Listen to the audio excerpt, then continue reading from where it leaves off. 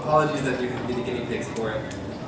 So my name is Jason Bradford. I run the Volunteer Science Project here at Northeastern. We're a project out of the Laser Lab and the Network Science Institute. We were started in 2014 as a project to do large-scale online network experiments. What we were trying to do was we wanted to use the internet to try and do really large, complex studies where we would get a bunch of people into an online experiment, and manipulate who was able to talk to who, and do some really interesting new science around the structure of like social networks and how things like influence or problem solving and information sharing travel through social networks experimentally.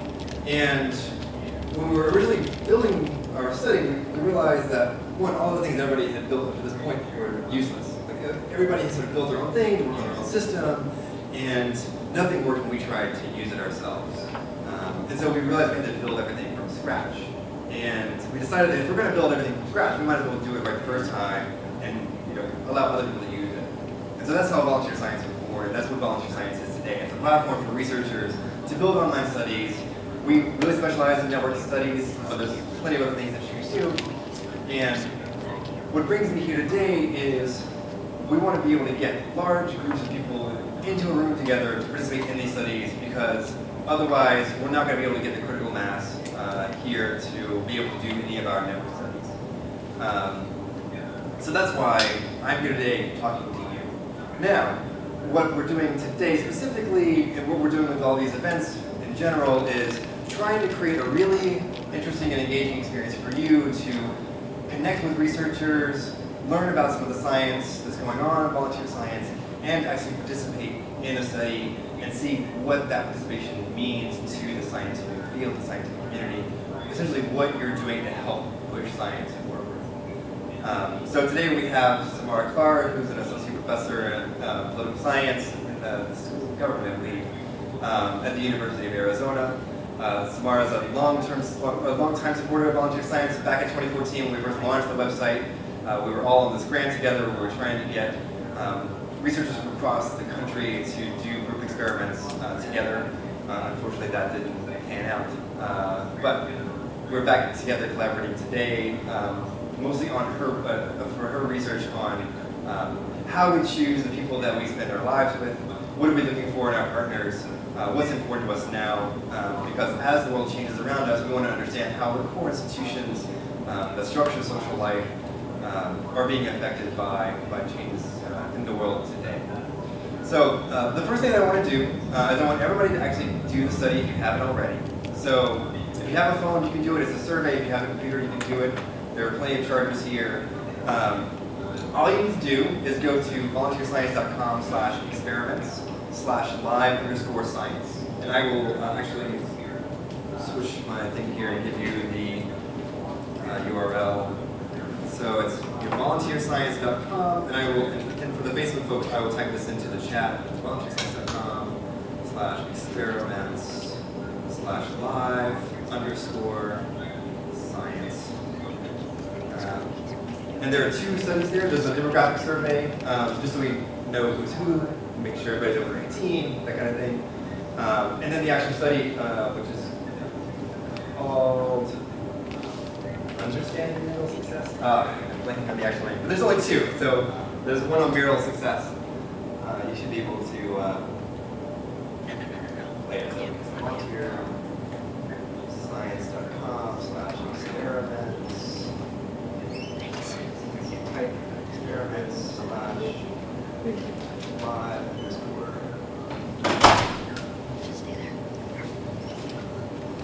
Which Facebook doesn't recognize that as a. Okay, there we go. Yes, understanding marital success. And we will give you 10 minutes to do that, to do the survey. It should take about 5 minutes to do the survey, another 5 for the demographics. You've already done the demographic survey. You don't have to do it again. It's one of the reasons why volunteer science is nice. In 10 minutes here at 1:30, we will come back and I will actually have this lecture from Samara Klar on what the study is about and the results. So, thank you. So I'll introduce Samara in start your lecture about time, or starts to have a feeling that everybody will leave time. As I mentioned at the outset, Samara Klar is an associate professor in political science at the University of Arizona, studying political science and social identity. I think the origin of this particular study was actually a paper that won the Best Paper Award at the American Political Science Association last year. So we were part of some really interesting research going on. So without any further ado, I will try and put Samara on the screen so you can see her. There we go. And Samara, I think you can probably take it away. Thank you so much, Jason. Can everyone hear me? This is good? Volume? Yeah. Yes. Can you wait? Okay. Well, I think I'm going to start talking, so if nobody can hear me, you're going to still let me know. Well, thank you so much. I'm really excited to be able to talk to all of you today.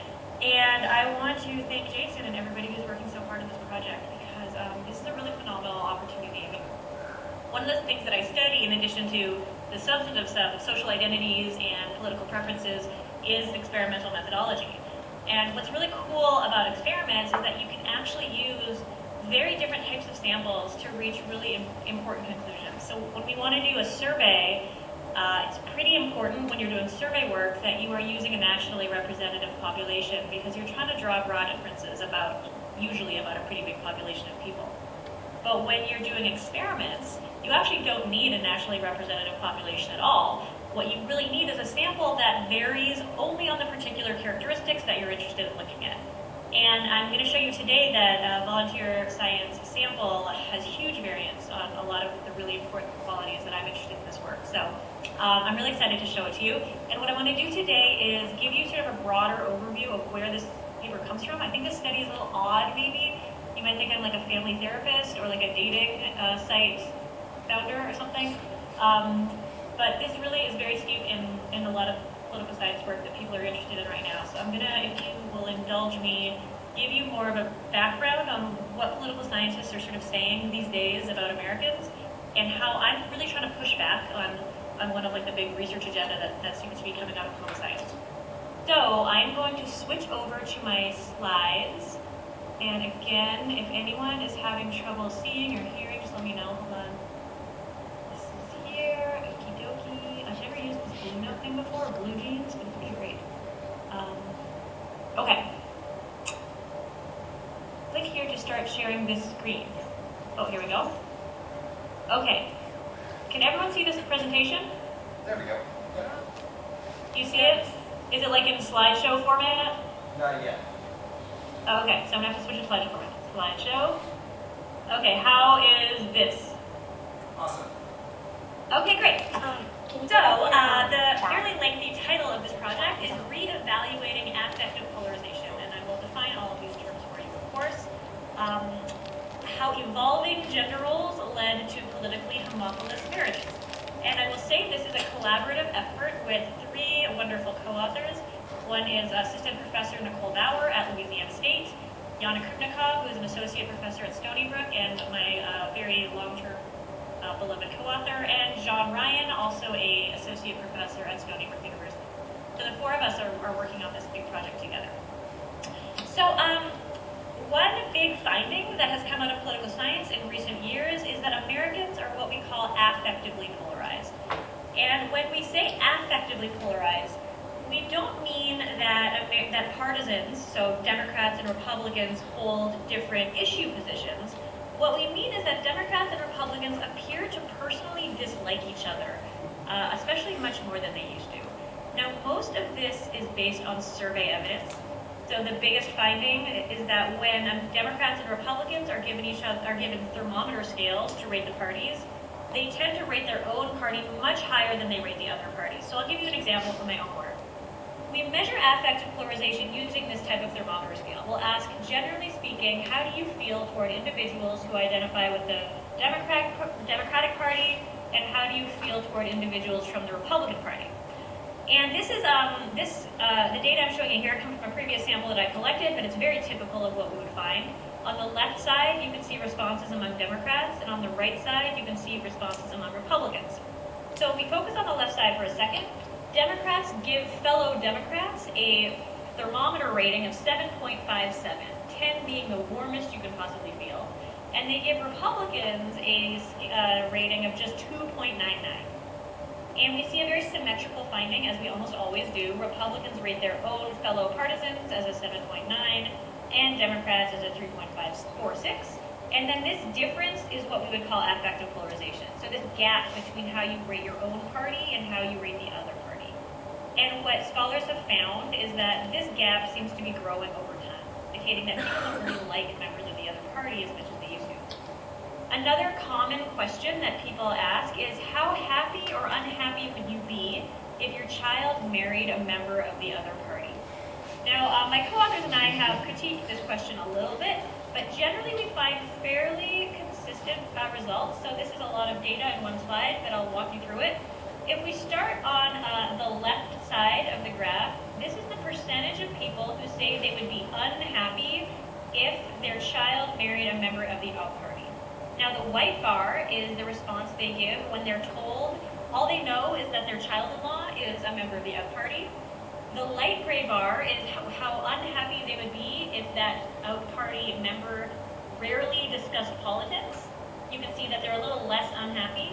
And you can see in the dark blue bar, they're most unhappy when they're told that their child is marrying somebody from the other party who is frequently discussing politics. That's like nightmare scenario, to have your child marry somebody from the other party who is always talking about it. And conversely, on the right side, this is how happy people would be if their child marries somebody from their own party. So you can see that they're happiest when their child marries somebody from their own party, and they're actually slightly less happy if they find out that that person's going to talk about politics a lot. So we don't want members from the other party marrying into our family, and we also don't really want people talking about politics a lot marrying into our family either. So we also know that there is greater animosity toward political outgroups, and a lot of this comes from Lily Mason's work. She finds that Democrats and Republicans not only feel negatively toward each other, but they appear to feel negatively toward outgroups that tend to support the other party as well. So she finds this sort of layered effect. So what you can see here, this is from Lily's work. If you focus on the fourth column, you can see the percent of people who feel anger toward the out party in 1992, which is the lighter bar, versus 1996, and that's where you see that really big difference. So people are much more angry toward the other party than they are today. There's also some behavioral measures that suggest that people are actually acting on this in their personal lives. So Neil Malhotra and Greg Huber had a paper where they looked at how people behaved on dating websites. And they found that people seemed to be selecting dating partners based on those people's political views. And specifically, they were looking for people who shared their own political views. And then almost in like a perfect epilogue, another paper came out by Iyengar and colleagues just recently, where they did a big survey of married couples. And they found that married couples are much more likely to share the same party ID than they were 50 years ago. So about in 1965, 75% of married couples shared the same partisanship, either being both Democrats or both Republicans, and that has gone up to 83%. So today, about 83% of married couples share the same political preferences. And this has actually created a really big splash in the media. Media tend to call marital political homophily a result of political polarization. So they argue that because of political polarization, because Democrats and Republicans don't like each other anymore, that's why they're not marrying each other. And we've seen headlines like this one, the great partisan divide is deciding who Americans marry. Could interracial marriages soon outnumber bipartisan marriages? And this is my favorite from Brides magazine. In the age of Trump, is the bipartisan marriage dead? So there has been a lot of speculation that it is polarization that is leading to this divide. And it makes sense that scholars might think this because we've seen this increase decrease in inter-party marriage or bipartisan marriage over the course of the 20th century. We've also seen this increase in polarization over the course of the 20th century. So it seems natural that the two things might be linked. But my co-authors and I have been thinking about other things that have happened over the course of the 20th century. And we think that actually these other things might be even more related or even exclusively related to why Democrats and Republicans don't tend to marry each other anymore. Everyone still hear me? Yes. Good, awesome. Okay, so what else have we seen over the course of the 20th century? Well, one really important phenomenon that gets overlooked quite a lot by political scientists is a massive change in gender roles. Not so much for men, but for women. Over the course of the 20th century, women entered the workforce in huge numbers, and this has been a particularly huge increase among married women. So the graph that you're looking at right now shows the percentage of women who were in the workforce, had a job in 1955 versus 2005. So this is a little dated, but you can see the line has plateaued somewhat. The biggest increase, the steepest slope, is among married women in red. So married women really entered the workforce in huge numbers in the latter half of the 20th century. Women also gained reproductive autonomy. They started taking birth control, and that allowed them to pursue options outside of the house. This graph you're looking at is the percentage of women who started taking the birth control pill starting from 1960. And you can see just from 1960 to 1965, it shoots up, it skyrockets up from 0% obviously to 15%. Now about 62% of women are using contraception. And I can tell you it is a lot easier to go to work when you're not pregnant all the time and when you don't have babies all the time. So this really helped women enter both the workforce and, as I will argue, also the political arena.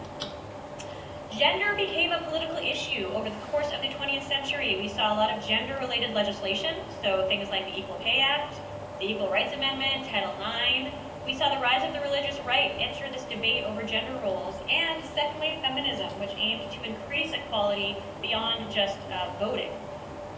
Okay, so what is the point here? What am I trying to say? How can I possibly link gender roles with inter-party marriage? Well, what my co-authors and I are suggesting is that women's increased political engagement has affected not only their public lives, but also the private choices that they make. We're trying to argue that the increased frequency for Democrats and Republicans to marry each other, to marry within the party and not across party, has to do with the fact that as women became more politically engaged, their views became relevant for their social interactions. Their political views all of a sudden became relevant for their friendships and relevant for their relationships. In the 1940s, when you were dating, a woman's political views were not necessarily known through the courtship, and they certainly weren't expected to be mentioned during the marriage. But as we see women increasingly engage with politics, and as political views increasingly align with attitudes toward gender, we expect that women are more likely to seek out politically like-minded spouses. So what we are arguing is that the tendency for Democrats to marry other Democrats and for Republicans to marry other Republicans comes not from a partisan bias or from a disgust with members of the other party, but rather from the fact that women are now engaged in politics. Politics is now something that a married couple might discuss in ways that they didn't discuss before.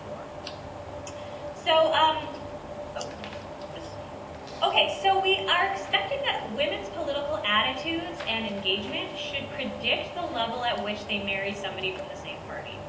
So I'm going to show you a few data sets today. I'm going to start with 2 surveys that I analyzed, and then I'm going to show you the data that I was able to collect from volunteer science. And I'm going to do a little data analysis right now based on adding in the answers that you all just gave me, and then I'm going to show you some results that I calculated before this call that are based on the first round of data collection for volunteer science.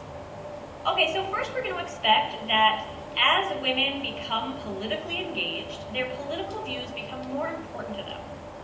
We expect that as women become politically engaged, politically like-minded spouses become more appealing. If you're actually interested in politics, then maybe you want to meet a spouse who shares your political views. Finally, as women become politically engaged, we expect that political compatibility will become an increasingly important component for a happy marriage. And this, hypothesis 3, is where we turn to an experimental design and to volunteer science to test that design. So first we're going to examine political polarization across age and gender. Now, if we are arguing that over the 20th century, women's attitudes about politics and family changed more than men's, we should expect to find bigger generational differences in polarization within women than within men. That is to say, we should expect that men who came of age in the 60s versus men who came of age in the 90s should hold somewhat similar political views, whereas we should find much higher polarization among women as they get younger. So what we're doing here is we're using a nationally representative survey sample called the Cooperative Congressional Election Study. we are looking at that measure I told you about. How happy or unhappy would you be if your child married a member of the out party? And we're going to compare generational cohorts. So we're just looking at age over time, and we're going to compare men and women.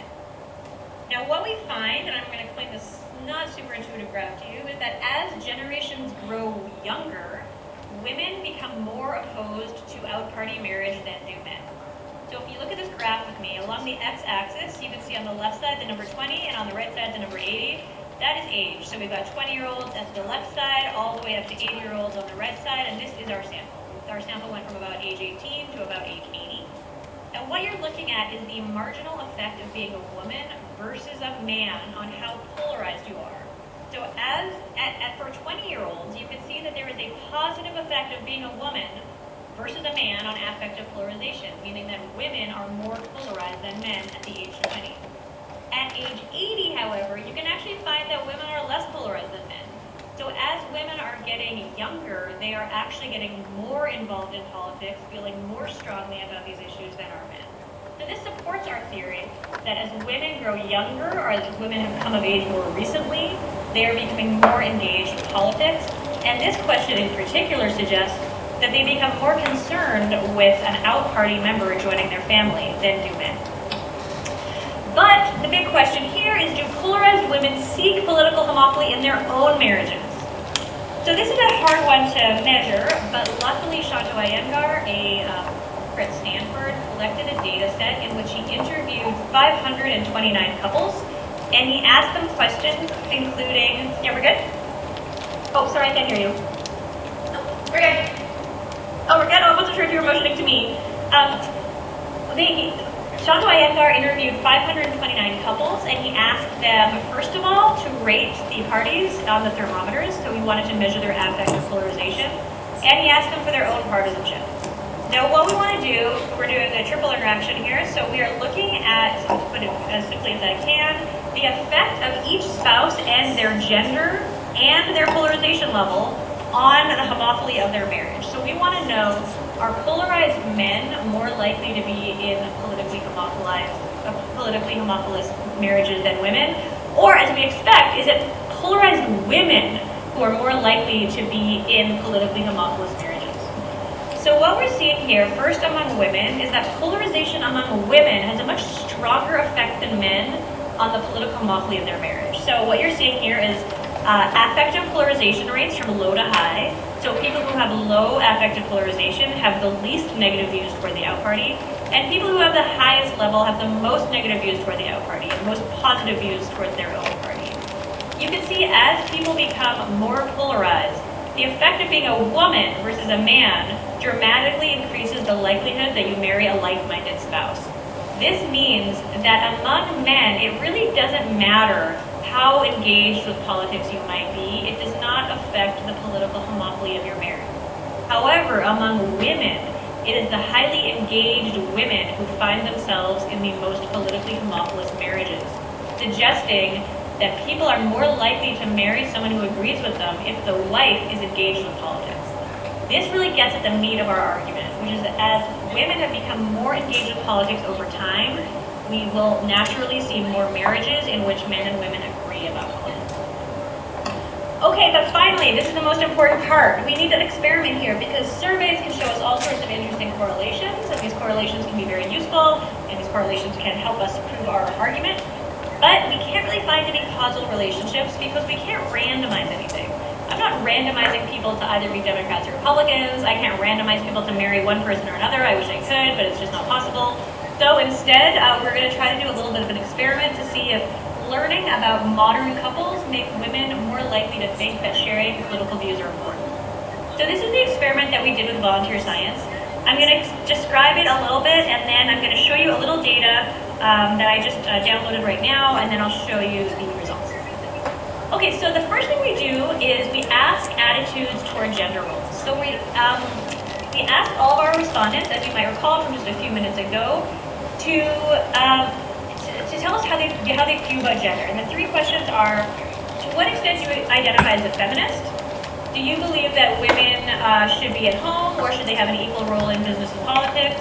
And to what extent do you think that what happens to women affects your life? So these are 3 gender questions, and the reason we ask these is because we want to distinguish between people who have what we call more modern views toward gender versus those who have more traditional views toward gender. A more traditional view would be that women should earn places at home, that feminism does not really describe the respondent, and that's what we call a traditional view toward gender. A modern person, a modern attitude toward gender would be that this person identifies as a feminist, and they believe that women are equally capable of being in business and politics as are men. So every respondent, as you just did, completed this gender scale, and we then asked all of our respondents to read about one of 3 couples, or about no couple at all. So some of you might not have read about any couple at all today. You just answered your questions and you finished the survey. But 3/4 of you should have read about a particular couple, and you are randomly assigned in an experiment to read either about a traditional couple, a modern couple, or what we call the ultra-modern couple. And I'll show you what they look like. So this is going to look familiar to some of you and not to others. The traditional couple was simply this. Greg and Jennifer met each other in college and have been dating ever since. They plan to marry once Greg finishes his graduate degree. Greg will work full-time as an accountant. Jennifer will stay home to raise their children. They hope to buy a home and raise their family near the neighborhood where they both grew up. This is what we would call the traditional couple cue. We ask respondents to read about this couple and then to answer the questions that follow.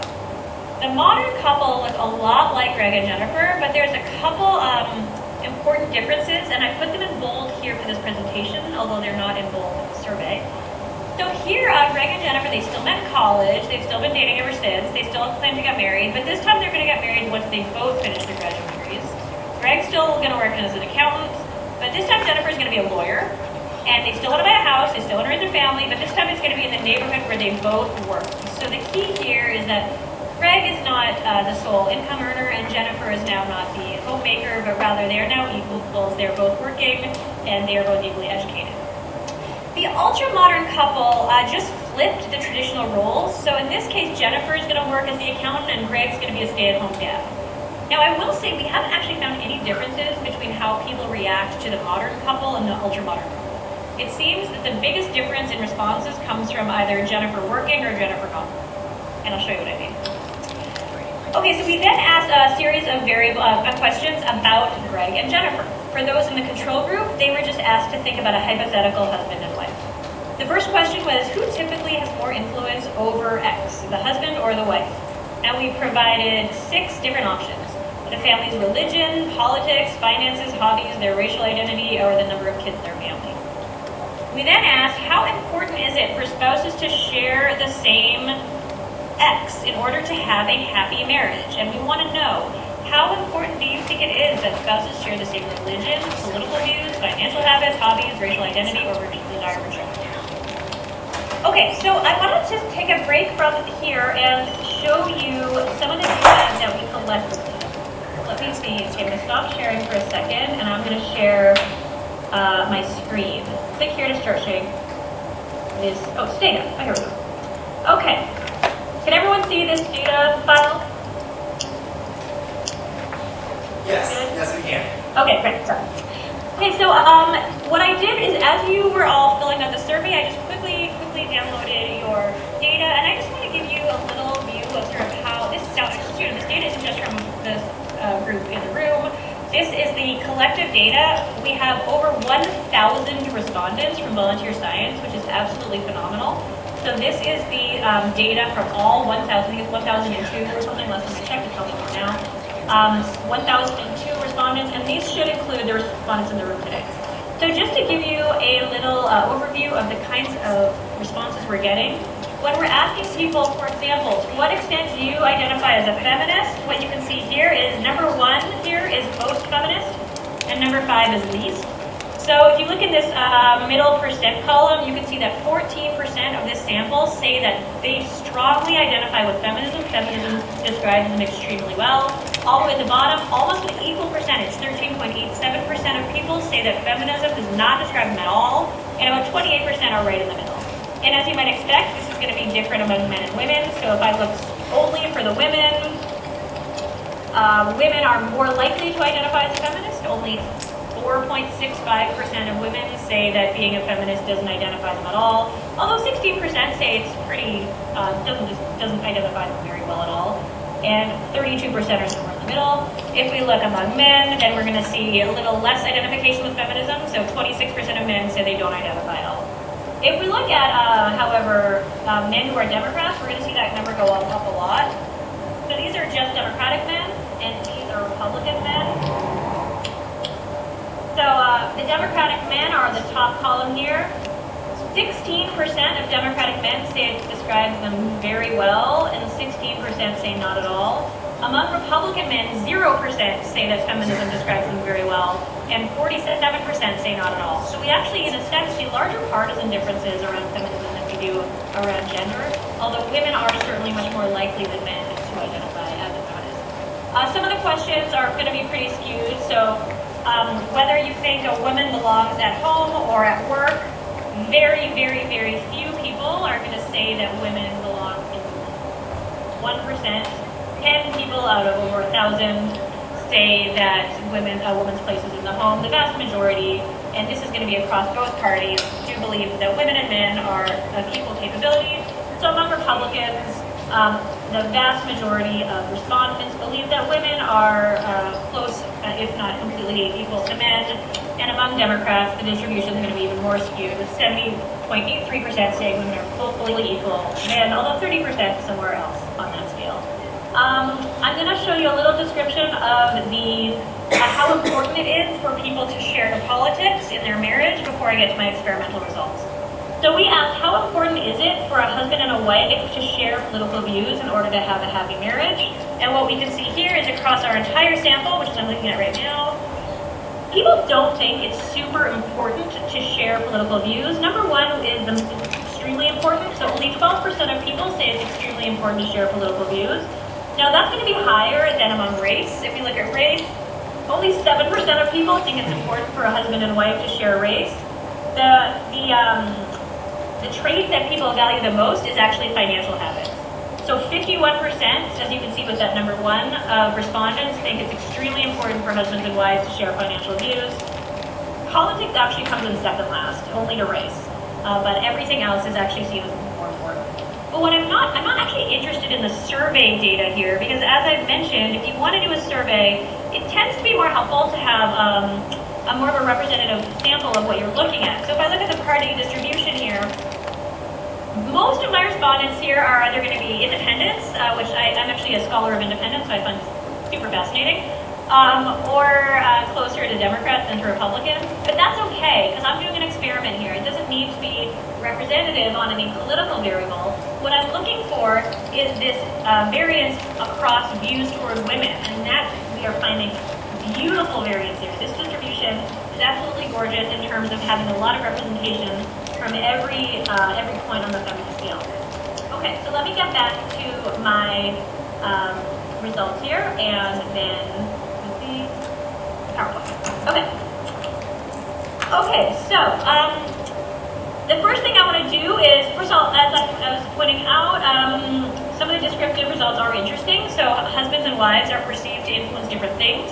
Overall, husbands exert much more influence over political views, racial identity, and financial planning, whereas both are seen to be equally influential when it comes to religion and hobbies.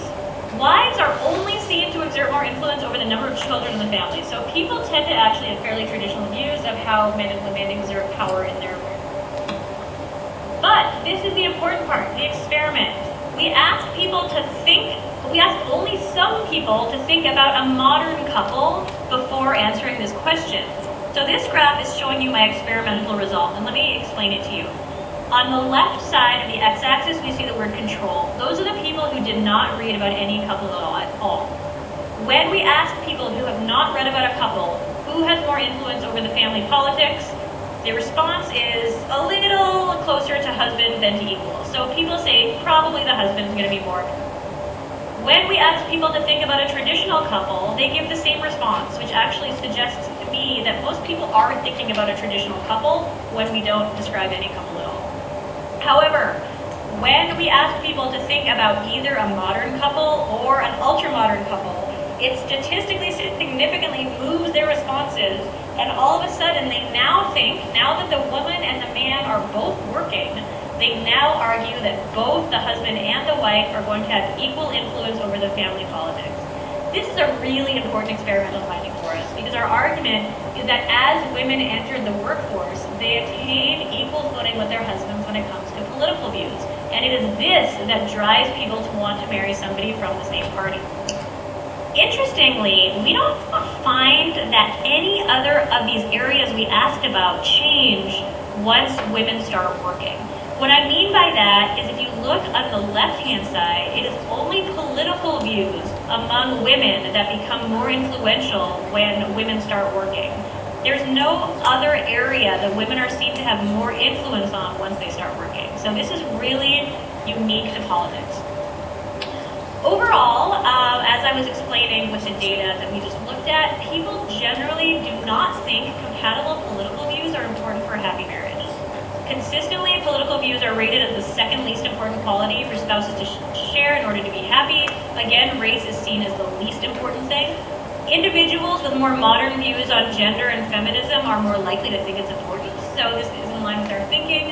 Modern women are most likely to say that husbands and wives should share the same political views. So we expect that among women, those who hold traditional views are going to be influenced by the treatment. And let me show you what I mean here. This graph is showing you results only among women.